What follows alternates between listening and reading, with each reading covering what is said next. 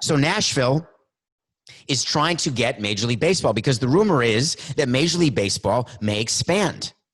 There's another rumor that Tampa and Oakland can't get new facilities, so they may relocate. So Nashville is stepping up, and they got a lot of attention this week when they signed on to join their bid to attract baseball to Nashville. They signed on Dave Dombrowski. Dave Dombrowski was the World Series winning manager, both in Florida. I believe he won one in Boston. He was with Detroit. He is a well-known baseball executive, and he's joined on in the help to bring baseball to Nashville, joining a group that includes Tony La Russa, the Hall of Fame manager, and Dave Stewart, the man with the greatest scowl in the history of baseball. Dave Stewart used to be a pitcher for the Oakland A's, and when he was phenomenal. And when he would pitch, he would look at you with that scowl that was downright scary. And then when you talk to him and meet him, he's the most gentle man ever. I had a chance to spend some time with Dave Stewart when the Marlins were being sold. He was amongst the people who had shown an interest in buying the Marlins. There's a lot of attention right now, given where we are in the world, that Nashville, one of their selling points is that there would be the first time a controlling owner who's an African-American. Well, it's not going to be Dave Stewart because Dave Stewart does not have the ability to be a controlling owner in baseball, much like Derek Jeter doesn't, much like in my view, A-Rod doesn't. And do you know that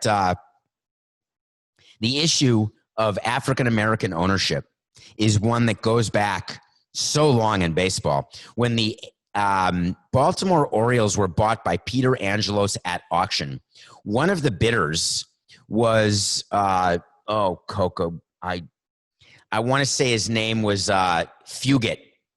He was part of a food company, a very wealthy African-American. He actually never bid. The Orioles were sold at a bankruptcy auction, and the bids went back and forth between Jeffrey Lurie and Peter Angelos. And then Bill DeWitt, who now owns the Cardinals, joined Peter Angelos in their bid, and they won over Jeffrey.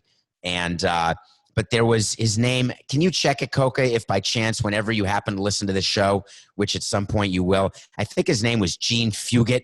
And he was part of a food company that is, oh, God. Does this happen to anybody else where it's on the tip of your tongue and you feel like you know it, but you don't? And then you do when you think of it, and then it's 2 a.m. and you're exhausted, but it comes to you. In any case, that was a big deal back then, that there was a chance that he would get the Orioles and be the first African-American. Beatrice, thank you, Coca.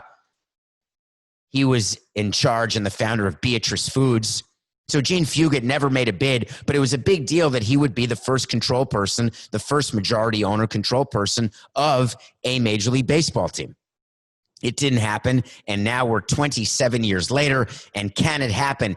Articles are being written. It's going to happen in Nashville. Well, if Music City, and that's the name of the group that now has Dave Dombrowski, if they actually do get a team, which, by the way, I don't think they will, because first you have to take care of the Tampa Bay stadium situation. Then you have to take care of the Oakland situation, the stadium situation. And if you cannot get a stadium in either of those two places, then they're going to look to relocate. And if they relocate, they'll relocate as themselves owning the team. So then you'd have to say, is it possible that they would sell the team to a group based in Nashville?